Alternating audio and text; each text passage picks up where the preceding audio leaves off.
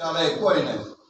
కానీ పోలే ఇప్పుడు కర్నూలు మనకు రాయలసీమకి తీసుకుంటే గుండ్రేవుల లేదు, ఆర్డీసీ లేదు, ఆర్డీఎస్ తర్వాత వేదవతి ఊరికే పేపర్లో చెప్తున్నారు కానీ ఎక్కడా ప్రోగ్రెస్ లేదు.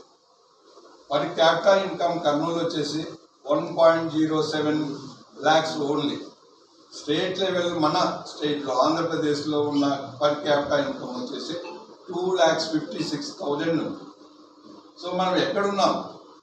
సో డెవలప్ అయిన జిల్లాలను డెవలప్ చేయడం కన్నా డెవలప్ కావాల్సిన జిల్లాలను డెవలప్ చేస్తే చాలా బాగుంటుంది.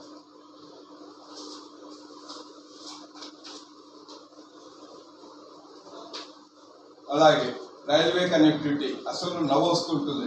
రైల్వే కర్నూలు సిటీ అని పెట్టారు కానీ బోర్డుకు కర్నూలు నుండి నంద్యాలకు వెళ్ళేసి అమరావతి కానీ ఆర్ వైజాగ్ కానీ వెళ్ళాలి.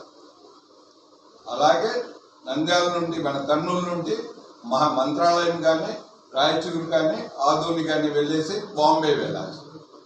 So Kurnool is a locked city.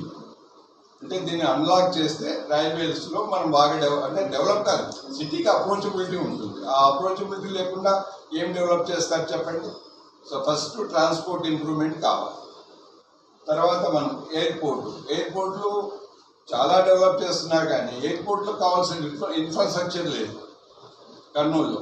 So night landing లేదు, రన్వే ఎక్స్టెన్షన్ కావాల్సినంత లేదు.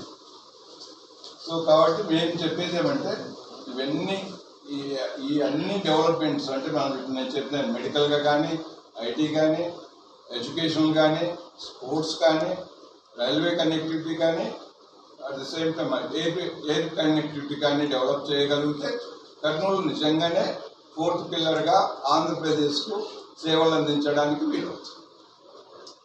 Thank you.